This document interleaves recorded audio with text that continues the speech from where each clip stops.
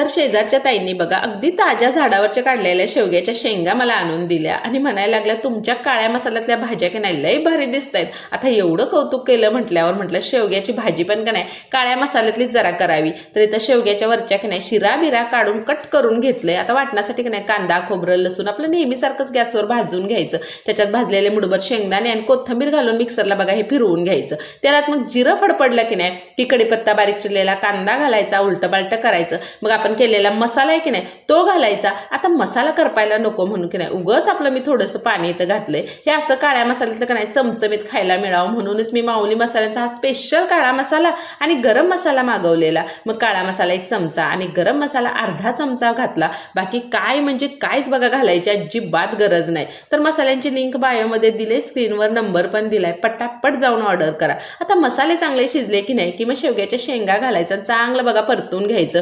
पाणी घालायचं, चवीपुरतं मीठ घालायचं आणि झाकण ठेवून का नाही शेंग शिजू द्यायची. आता शिजवून लय तेवढा शेंगाचा का नाही भुगा करायचा नाही. काळ्या मसाल्यातली ही अशी चमचमीत भाजी भाकरी आणि भात याहून अजून सुख म्हणजे काय आहे सांगा बघू. एकदा नक्की करून बघा आणि सबस्क्राईब करा बरं.